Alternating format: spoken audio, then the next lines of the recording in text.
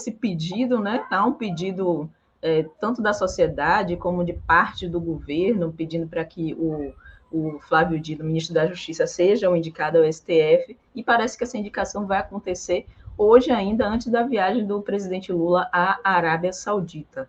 Mas tem aquele outro porém, que é o Gonê, né? Aí eu vou conversar mais profundamente com o Lula, Luiz Costa Pinto, mas eu queria saber sua opinião com relação a essa decisão aí do presidente Lula, que falta bater o martelo total, né? Mas já tem esses rumores de que sim, ele confirmou que vai indicar o Flávio Dino.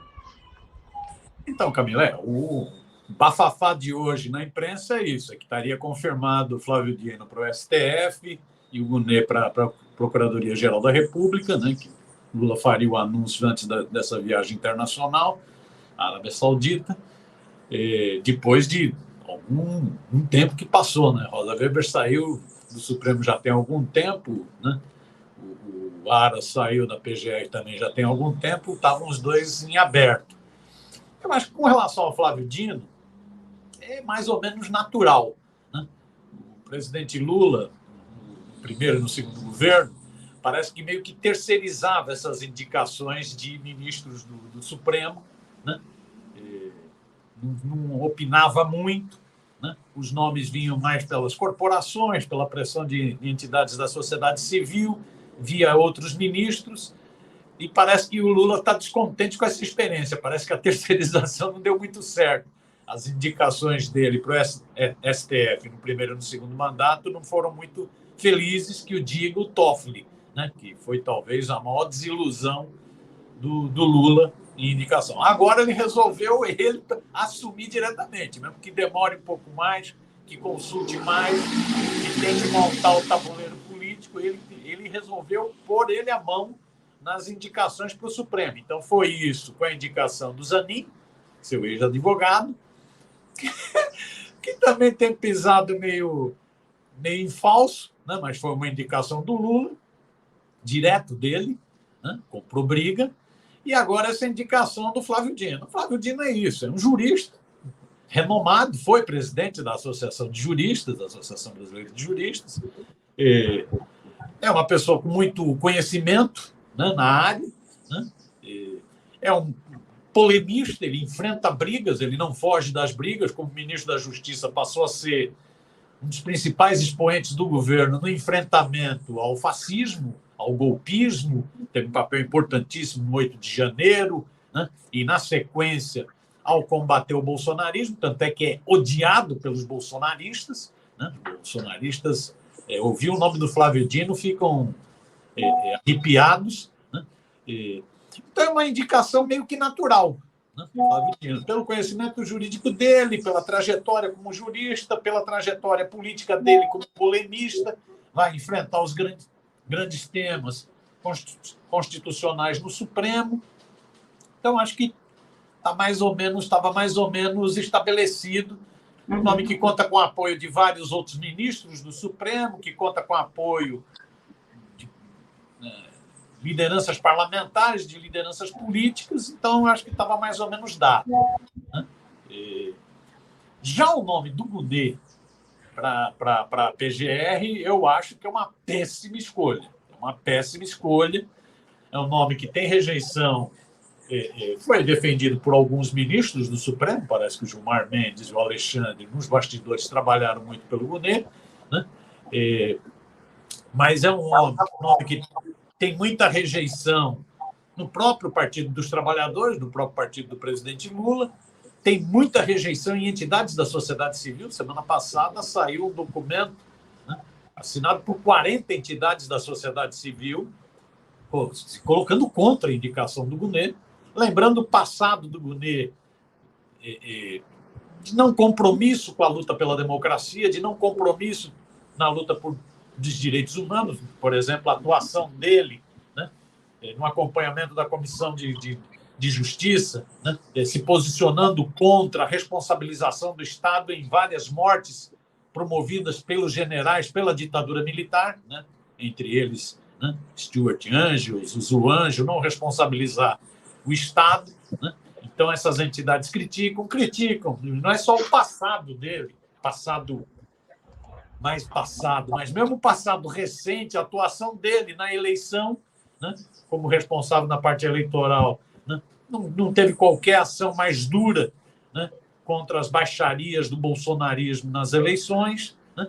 Então, há muitas críticas ao governo. Né? Me parece que não é uma boa indicação. Isso talvez indique a dificuldade que o presidente Lula e as forças de esquerda têm no relacionamento com o Ministério Público Federal. Você vê que as forças de esquerda, né, trabalharam para que o Ministério Público Federal tivesse mais autonomia, tivesse mais força na sociedade, e acabaram enchendo demais a bola do Ministério Público Federal. O Ministério Público Federal, né, se tornou um instrumento das elites brasileiras no golpismo. Né, o papel do Ministério Público Federal, por exemplo, na Operação Lava Jato, né, o papel do Ministério Público Federal atentado à democracia brasileira, né, na Operação Lava Jato, na prisão do presidente Lula, né, o papel que o Ministério Público teve. Né, me parece que essa indicação do Guney indica a dificuldade de escolher nomes no Ministério Público Federal. Né? Então, as forças de esquerda que bancaram, na partida constituinte, né, que bancaram o fortalecimento do MPF, do Ministério Público, né, virou um monstro, né, com muitos poderes, se acha, né, e as forças de esquerda hoje têm pouca presença, pouco domínio sobre essa realidade. Né? Vide a indicação do Guney. Você vê que o presidente Lula ficou... Ouviu o Guney, ouviu o indicado pelo PT, ouviu mais gente, ouviu. Se é que vai chegar a essa conclusão de que é o Guney mesmo, que me parece uma péssima decisão, eu aí tenho total concordância com o documento elaborado pelas entidades, por aquelas 40 entidades da sociedade civil, né? É uma péssima escolha. Você está indicando para um cargo importantíssimo uma pessoa que pode jogar na desestabilização política do Brasil. A conferir.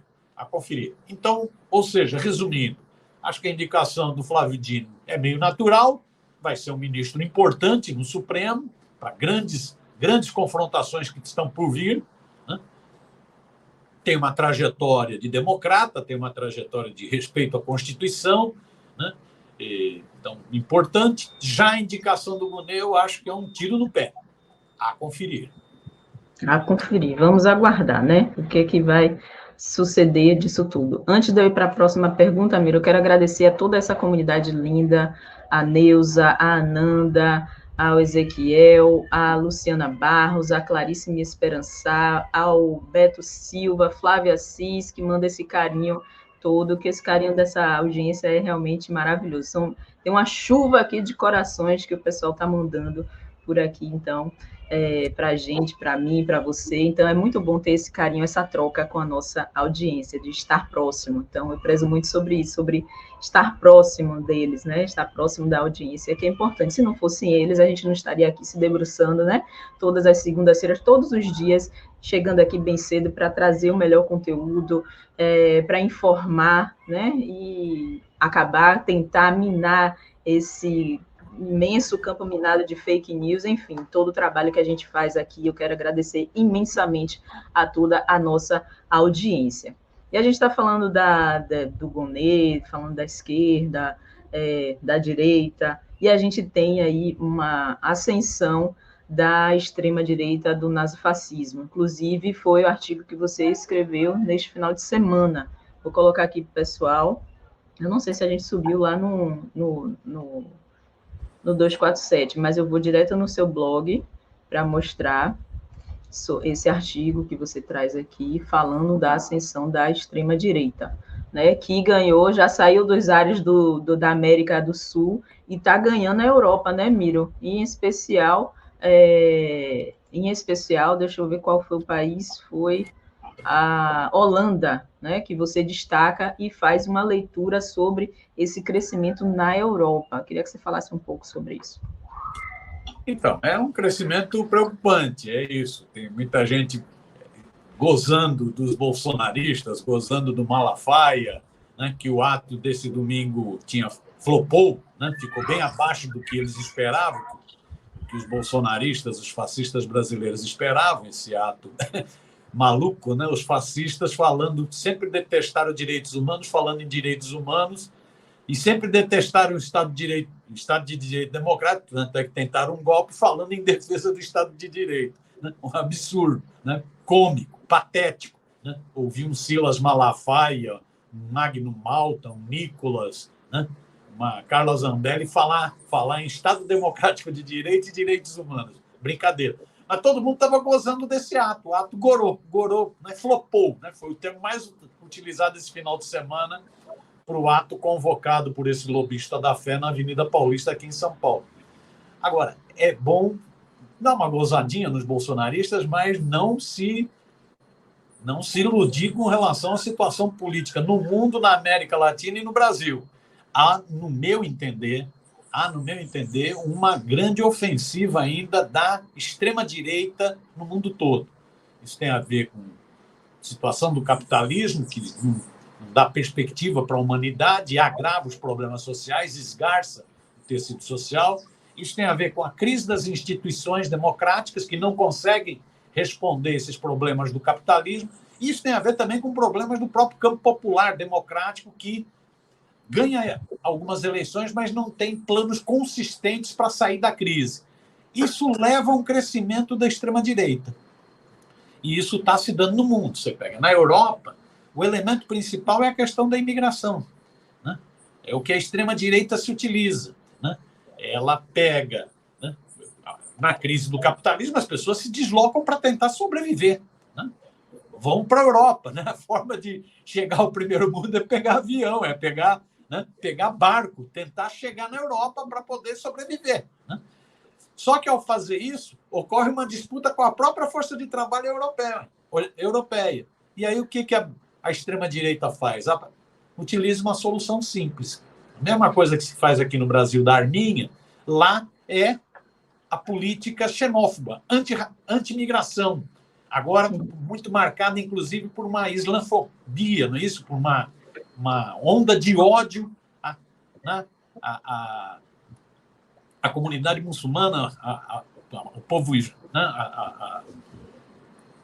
A região, né, no Oriente Médio, a toda aquela região na África e tal. Então, há uma grande campanha de ódio aos imigrantes. Uma grande campanha de ódio aos imigrantes. Você pega esse resultado da eleição na Holanda, é um resultado que surpreendeu. Ninguém esperava isso. A extrema-direita, né, um partido que é declaradamente anti-imigração, um partido que prega, por exemplo, a proibição do Alcorão, prega a proibição do véu nas mulheres, prega fechamento de mesquita, prega fechamento de fronteira, né? Não aceitar documentação de imigrantes, né?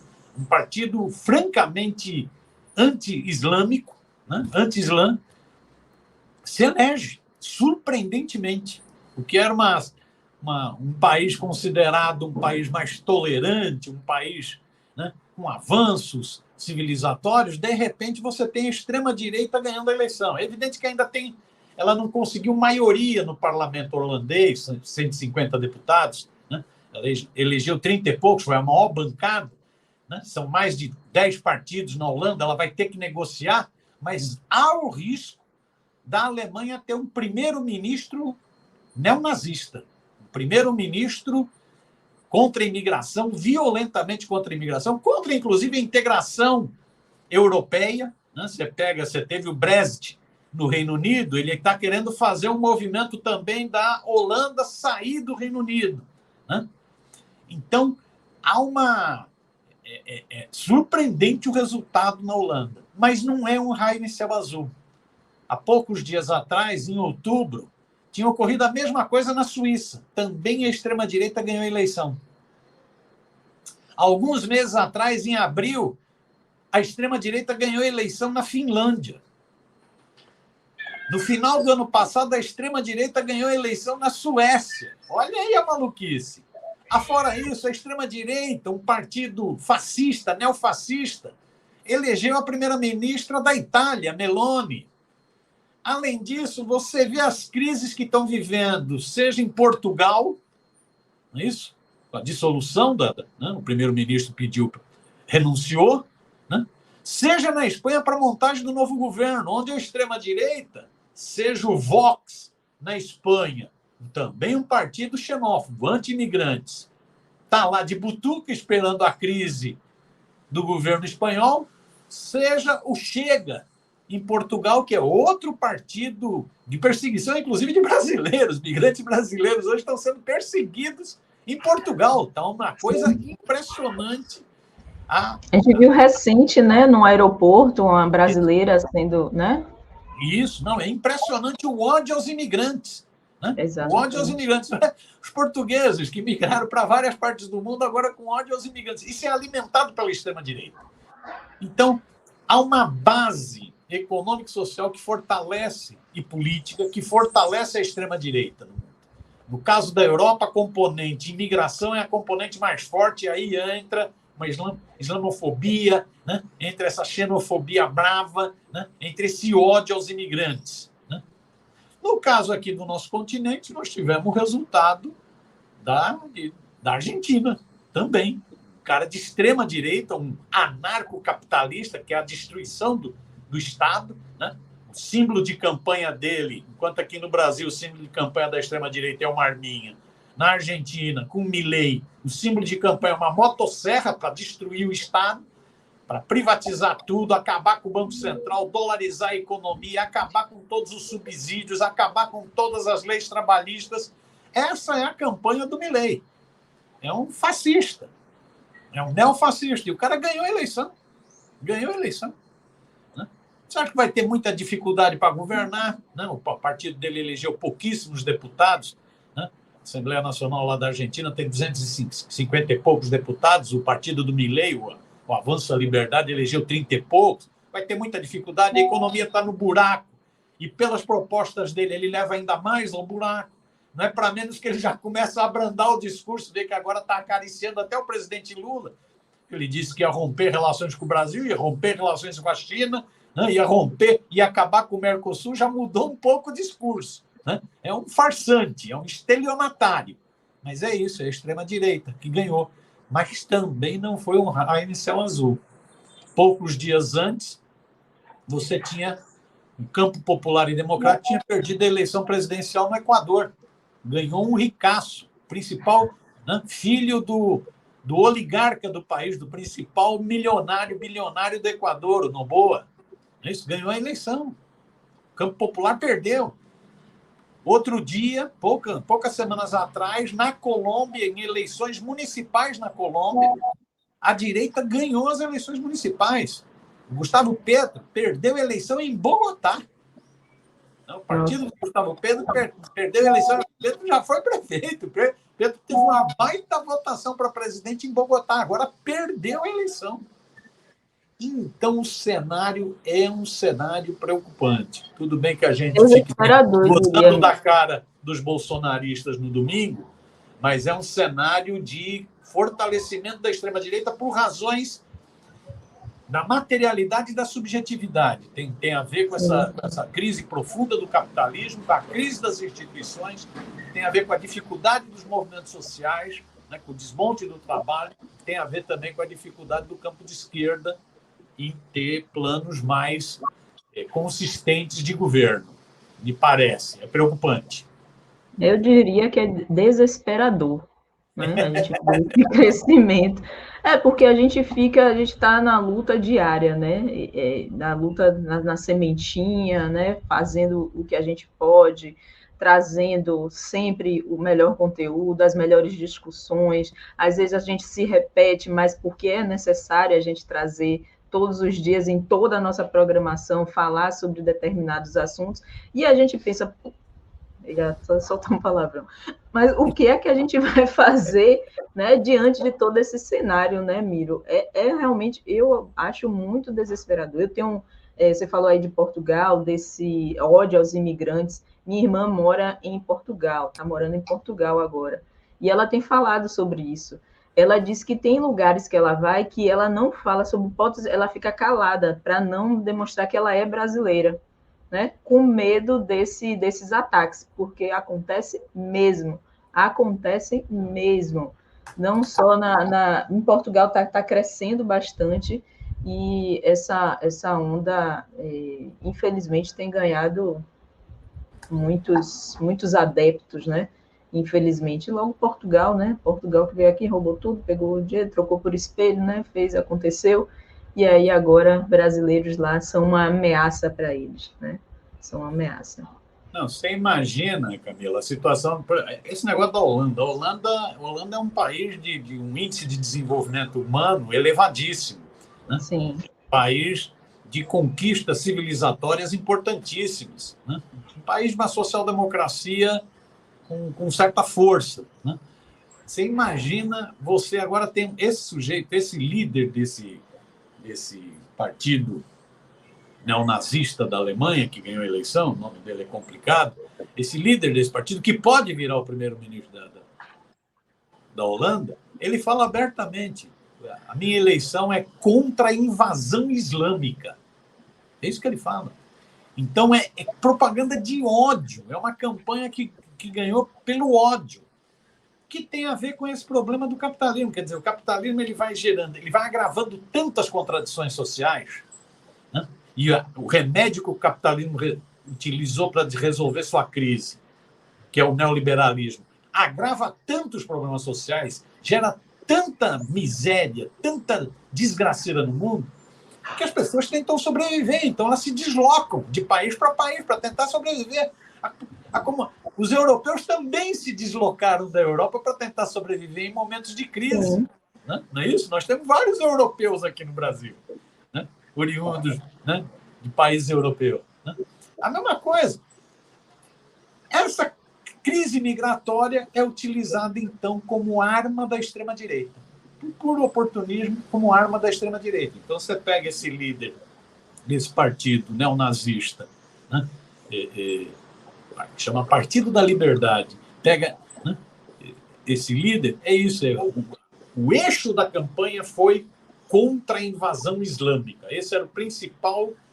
Olha aí, pura xenofobia, puro ódio aos imigrantes. Você imagina isso em Portugal? Também.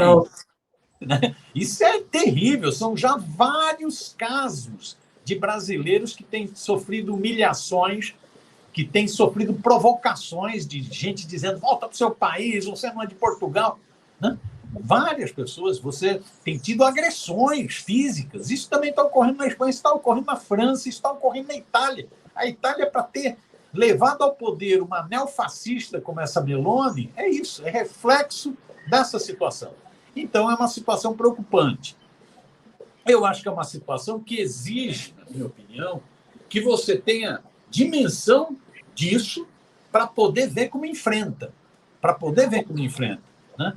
O único derrotado, né, como diz o Pepe Mujica, é os que desistem de lutar. Esses são os únicos derrotados. São os que desistem de lutar. Né? Então, você analisa essa situação para ver como enfrenta. Esse enfrentamento me parece que exige algumas questões fundamentais. Né? Uma, luta de ideias. Isso que o 247 e outros sites do campo progressista fazem. Fazer a luta de ideias na sociedade. Né? Fazer o debate de ideias, né? O que a turma gosta de chamar agora de batalha de narrativas, disputa de hegemonia na sociedade. Disputa de hegemonia na sociedade. Se nós não intensificarmos essa disputa de hegemonia na sociedade, o risco dessas ideias fascistizantes ganharem mais força é real. Tem base material que explica isso. Né? Tem base real que explica isso. Então, você precisa intensificar a luta de ideias na sociedade. Minha pergunta é: os sites progressistas estão fazendo isso, mas é suficiente? Será que o governo Lula não teria que fazer mais nesse terreno? Não teria que investir mais nesse terreno? Ter uma estratégia? Né? A não ser que ache que vai ficar tudo tranquilo aqui no Brasil, que vai ser tudo na paz aqui no Brasil. Se achar, não precisa investir na luta de ideias. Se tiver confiança, é bom investir. E a outra coisa é investir em mobilização social. Só a mobilização social pode barrar o avanço dessas ideias reacionárias, essas ideias retrógradas, né? Essas ideias fascistizantes na sociedade. Só a luta social, né? Só a presença na rua, né? A pressão permanente é que pode conter essa maré reacionária, que não é nem conservadora, reacionária e fascistizante que vive o mundo hoje, como comprova essa eleição dessa semana na Holanda. Então, a dúvida é, o governo está preparado para isso? O Zé Dirceu participou agora de um debate, está apanhando que nem o que, onde ele diz o seguinte: nós não estamos preparados para um contragolpe da extrema-direita. Nós não estamos preparados. Né? É um alerta. Né? Às vezes você está no governo, você fica, como circula só entre a própria turma, fica achando que está tudo bem. Não, nós estamos fazendo muita coisa, estamos entregando muita coisa, está tudo ótimo, tá mesmo? Olha a eleição na Holanda. Pois é. E Miro, aproveitando isso sobre essa guerra de narrativas, né? Esse debate ideológico, aproveita esse comentário aqui do José Henrique Torres. O eleitor está sendo moldado, que na política é lacração e confrontos com a extrema-direita por vídeos. Não podemos igualar a eles. Sobre essa disputa, se a gente disputar de igual para igual, porque a gente sabe que do lado de lá eles fazem de tudo, né? Aí eu fico me pensando, não é possível que a gente não tenha dentro da esquerda, não necessariamente esquerda, mas dentro do campo progressista, a gente não tenha aqueles que podem trabalhar uns robôs para o bem, de levar esse conteúdo, os boots, de levar esse conteúdo bom, né? Por que não investir de uma forma... Porque eu acho que tudo depende da forma, né? Exatamente. Eu acho que tem como a gente, como você falou, a militância é importante. Eu tenho certeza que a gente tem muitos jovens, muitos meninos, meninas, menines que estão trabalhando, estão nos vales, aqui na Bahia tem o Vale do Dendê, os vales do silício da vida, que estão propensos a trabalhar nesse sentido. Muito embora a gente tenha visto também os jovens indo para esse lado mais nazifascista, né? Esses jovens que não viveram não viveram momentos importantes e difíceis dentro da história do nosso país e aí do mundo também. Mas eu acho que a gente tem como usar essas ferramentas, sim, mas como o José Henrique está colocando aqui, a gente não pode se igualar a eles, mas estudá-los, mapeá-los para saber como é que a gente pode usar também, porque senão a gente fica para trás. Aí eu falo como progressista, fica para trás. Uhum. Né? Não, é isso, Camila. Essa questão que foi levantada no chat, eu acho correto. Nós não vamos ir para esse campo das fake news, das mentiras, do ódio. Não vamos para esse campo. Esse não é o nosso campo. Lógico que esse campo, nas redes digitais, ele é um campo que é mais rápido. Né? A brincadeira que está correndo é isso. A mentira é digital. A verdade é analógica. Né? A verdade é analógica, a mentira é digital. A mentira se espalha muito rapidamente. Né? O ódio se espalha muito rapidamente. Nós não vamos para esse campo. Agora, nós precisamos reforçar o nosso time, ser mais orgânicos na atuação nessas redes. É isso? Porque não dá para dizer que a extrema-direita é só dinheiro, é só robô. É orgânica também. Nós temos que ser mais orgânicos, né, nessas redes. Hoje me parece que a ação está muito conjugada, não há mais separação. É preciso militar nas redes e nas ruas. Nas redes e nas ruas. Inclusive para depois militar nas urnas. Mas nós não podemos exclusivizar a questão eleitoral. Hein? Não é tudo pela eleição. Não, mas se você milita nas redes e nas ruas, pode ser que isso tenha fruto nas urnas também. Agora, não com os métodos da extrema-direita, mas com os métodos de mais argumentação, mas também mais leve, né? Sabendo que é uma sociedade de imagens, sabendo trabalhar melhor essa questão, trabalhando mais em rede, né? Volto a dizer, trabalhando de forma mais orgânica. Né? Quantos compartilham, por exemplo, o conteúdo do programa O Giro das 11? Quantos compartilham? Pois é. Isso é militância nas redes. Isso é militância nas redes. Isso é fortalecimento da página. Isso é fazer com que o alcance dela aumente. Né? Então, nós não vamos utilizar, concordo com a observação que foi feita no chat, não é utilizar, mesmo sabendo que a mentira é digital e a verdade é analógica, nós não vamos utilizar né, a linha adotada pela extrema-direita, que é a linha do ódio, das fake news, né, que é a linha de atacar as pessoas. Nós não vamos utilizar isso. Né? Nós temos que trabalhar com a verdade. Agora, nós temos que fazer um negócio mais leve, mais atrativo, que desperte mais o coração, que chame mais as pessoas. Isso significa também trabalhar com a emoção, trabalhar mais em rede, trabalhar mais em conjunto, de forma orgânica. Né? Eu acho que nisso a gente consegue fazer a disputa. Agora, para essa disputa, me parece que um papel decisivo é o papel do Estado. O Estado é indutor um pouco disso. Né? Tudo bem, nós temos todos os nossos sites, toda a nossa militância em redes digitais. Né? Isso é importantíssimo, fundamental, é preciso fortalecer. Né? Agora, é importantíssimo que o Estado tenha um papel indutor de fazer esse debate na sociedade também, que o governo tenha esse papel indutor. Volto a dizer, se o governo achar que está tudo tranquilo, né? Porque é isso, todo dia tem entregas do governo, todo dia tem um ministério que está anunciando isso, que está anunciando aquilo, entregas importantíssimas, que às vezes, inclusive, não chegam para a sociedade não sabe dessas tais entregas, acha que foi dádiva divina, né? Que foi mérito próprio, não sabe dessas tais entregas. Se você não faz esse debate de ideias na sociedade, essa guerra de narrativas na sociedade, e aí o Estado tem um papel decisivo, protagônico. Se você não faz isso, eu acho que nós corremos o risco de ver, em função dessa base real, a extrema-direita avançar como está avançando em várias partes do mundo. Verdade, verdade.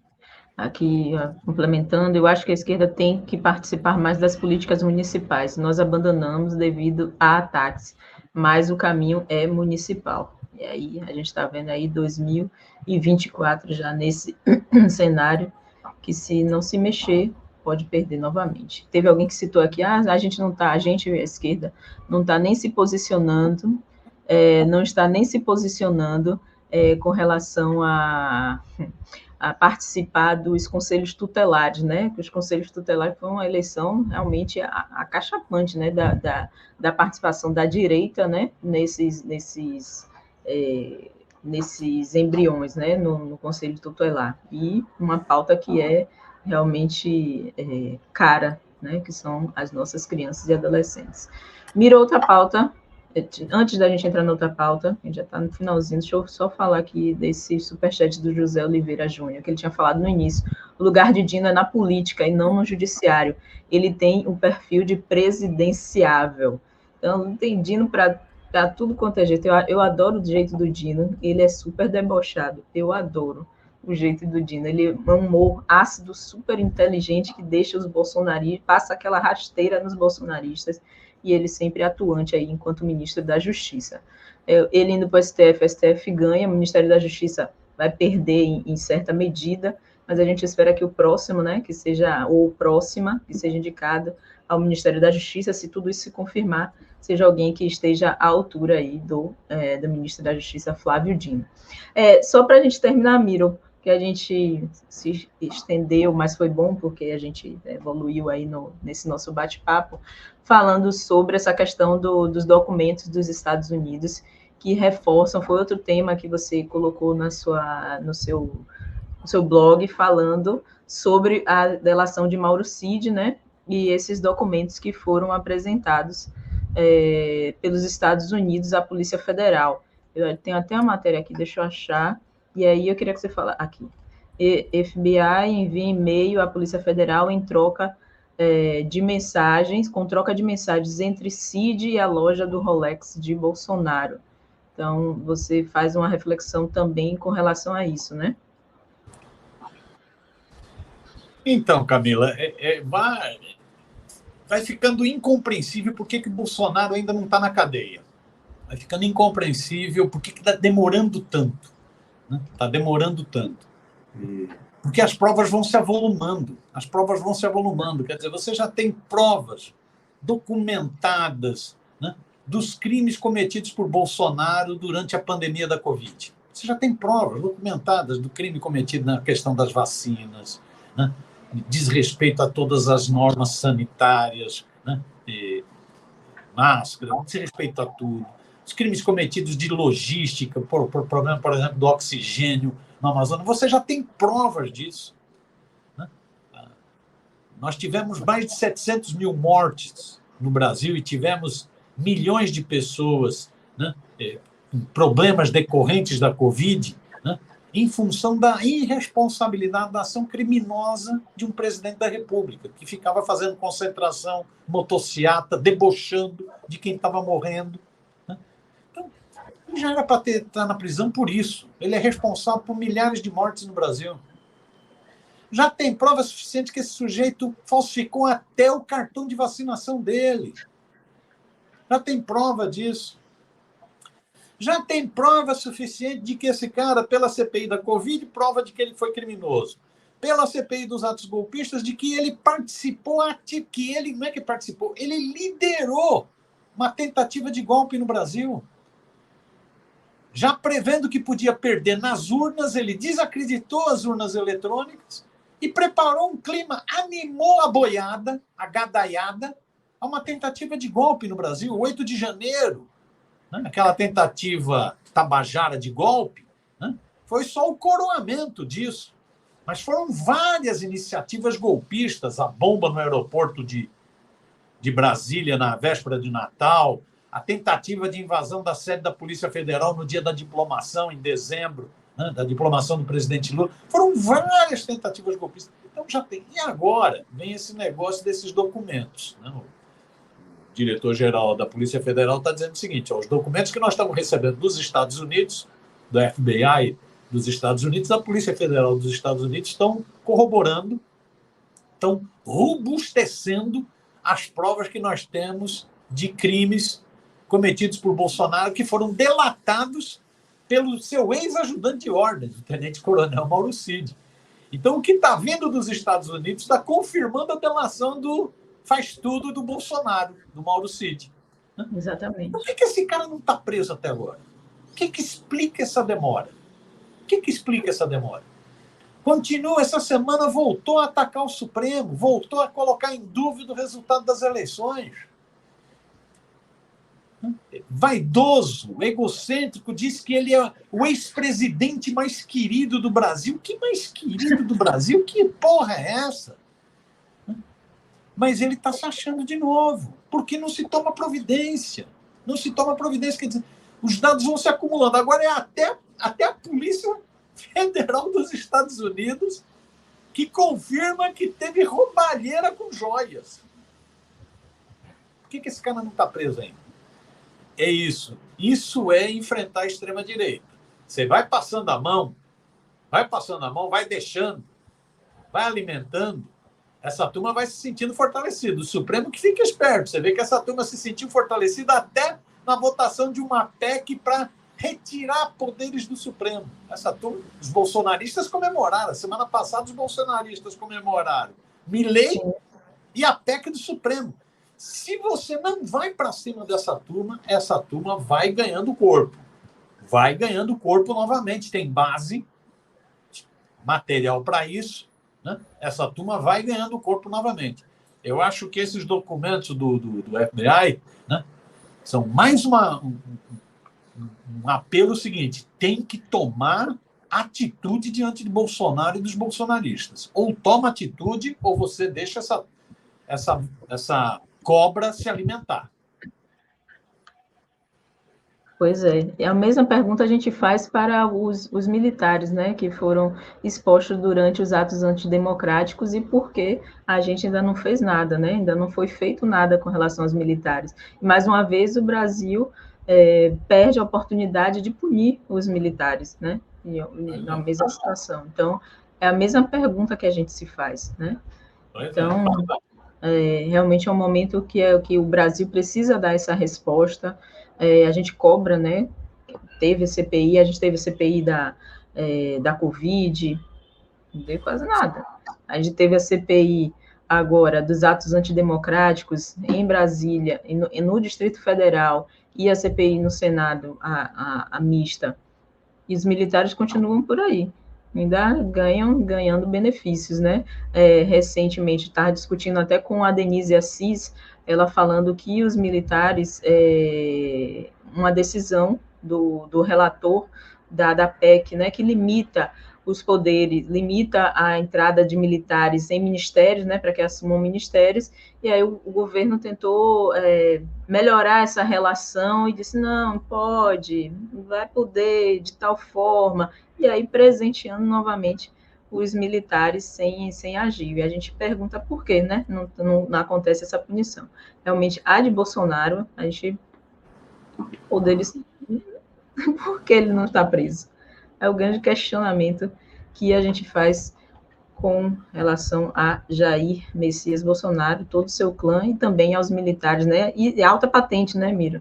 De alta patente, né? Das altas patentes das Forças Armadas que não foram, que não estão sendo punidos pelos crimes, né? Pela essa participação dentro dentro dos atos, né, da tentativa de golpe em nosso país. Então, realmente é preocupante, a gente tem que questionar mesmo. Deixa eu dar uma voltinha aqui pelo nosso chat para ver se tem algo mais voltado aqui.